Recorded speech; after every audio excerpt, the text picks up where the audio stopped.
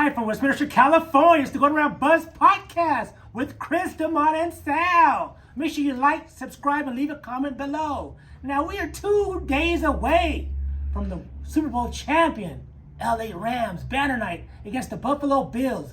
And as you can see, I got a Buffalo Bills fan next to me. Sean, what made you a Buffalo Bills fan? I wish I knew. No, I'm just joking.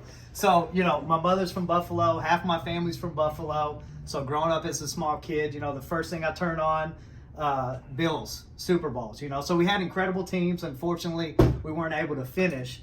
But, that's why we keep playing. And that's why this season coming up is going to be our first Lombardi.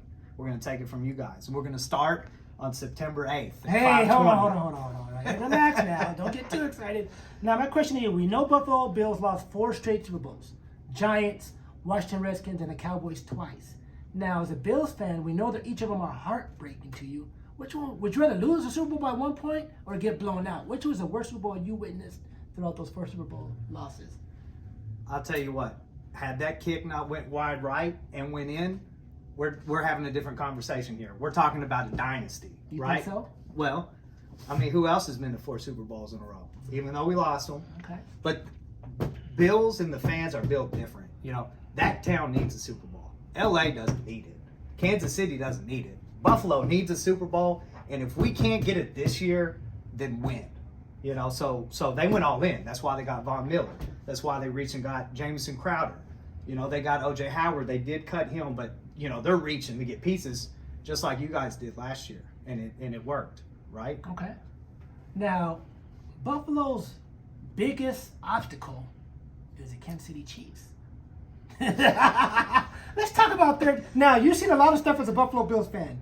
The 4 Super Bowl losses, the miracle, what is it called? Music City Miracle. Music City Tennessee, Miracle. 99. Like 13 seconds.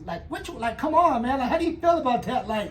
Buffalo always seems to do something to, mess their fans up. Explain that to me. As you're watching the game against DC, what are you thinking? Well, it's a curse. It's a Buffalo curse. Okay. And I'm hoping this year we can get over it. We got one of the best quarterbacks in the league. I don't know if you know, but Brady threw 45 touchdowns. Allen threw 42. Right? Did he throw 42 touchdowns? 42. Okay. Yeah. And your guy Stafford is tied for the most interceptions last year at 17. But he threw 17 interceptions, but he won the Super Bowl. He did. Okay, so just make sure we throw that in there. Well, he's got a great supporting staff. McVay's awesome. He's 5-0 in opening games, right? You guys, I think, were 7-1 in games, less than 1 score, and we were actually 0-6. So that's something we got to get over. And I think that starts with, having Von Miller, and that's why they brought him in, because it was like we're missing one key. And let's go back to the 13 seconds. How winded was our defense? Look, remember that game? It was back and forth. It was it was crazy, right? Yeah. So, I think we're one piece away from taking it home. And I think this is the year. And like I said, if not now, then when?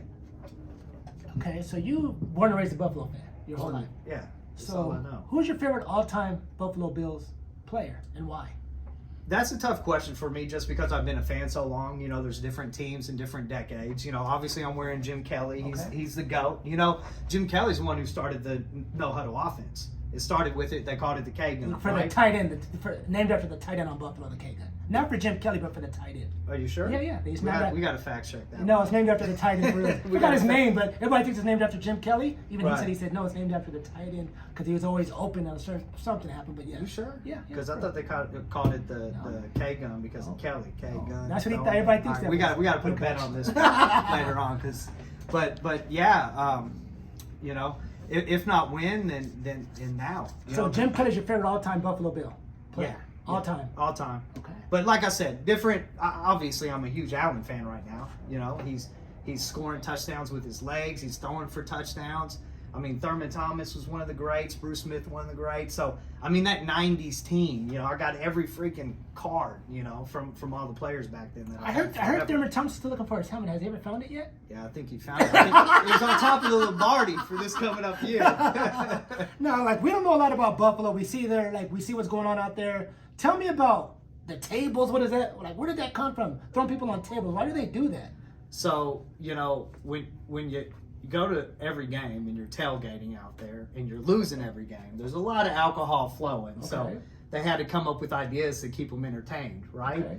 So I think the table jumping came around with the whole Bills Mafia. I think it was like 2010, 2011-ish, where someone just got super drunk, jumps through a table, they videotape it, it goes viral, right? And then there was a new thing of the Bills Mafia.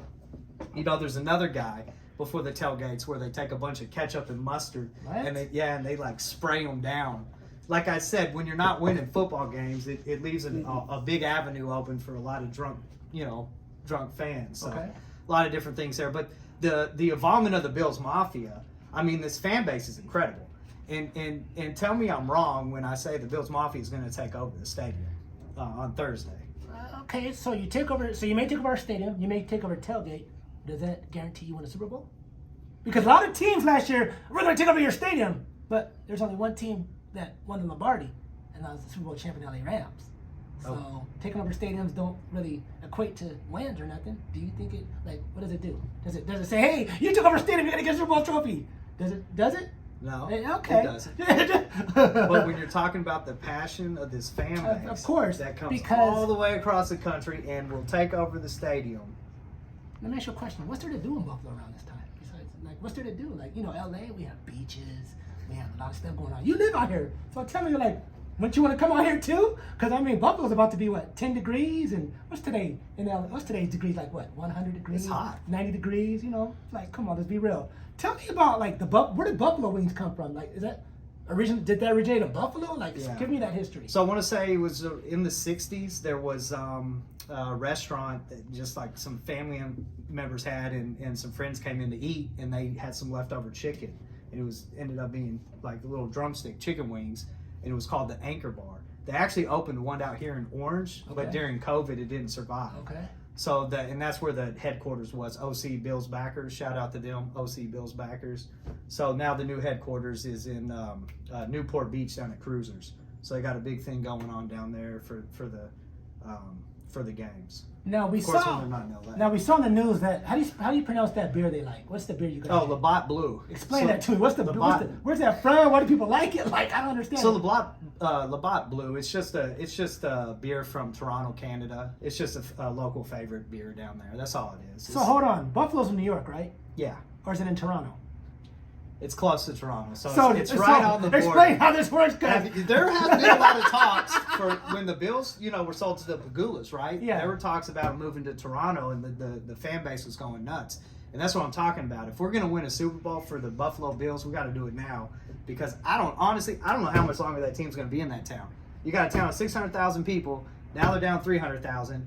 The Bills have the lowest net worth. I don't know if you know this, but this all ties into my story about the fans and the passion of this team and how bad we want it and how bad we need to win it. So yeah, you're right. There isn't a lot going on in Buffalo, but it's just the passion of these fans just to pull together and go out in negative 20-degree weather. That is crazy, because I ain't going out there. I love my Rams, but let me tell you, negative 20-degree weather for a home game when it's snowing. Speaking of that, like, okay, no, we're talking about the Buffalo losses to 4 straight Super Bowl losses. How do you say it? The Miracle. Say that. Oh, Music City There Miracle. You go. I mean, see, it's not my team, so I can care less. Yeah. Okay? And then 13 seconds. But one of the greatest playoff games ever, Buffalo came back against the team that doesn't even exist no more. Houston Oilers.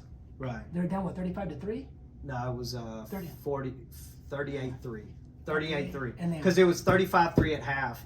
And then they came out. Frank Wright, the backup, was playing, threw a pick. And so, wait a minute. No, maybe it was 41. It was something like that. Now, did you watch that as a kid? Like, I remember being no, at home. Okay, you don't remember that? No. But I just was like, man. So Buffalo is in the history books. Their predictions. 4 straight Super Bowls, and also the biggest comeback in. Yeah, with their backup QB. So now, of course, Buffalo plays the Rams. We know you think Buffalo's going to win. What do you think the score is going to be? Like, tell me, you think it's going to be a shootout, defensive struggle? What do you think? This has been a tough one. I've been thinking about this all week because I'm going to bet on the game, obviously. Wait. How much are you betting? You want us to tell us? How much are you betting on the game? I haven't bet yet. So okay, let the people want to know how much are you betting on the game. I don't know. How confident are you?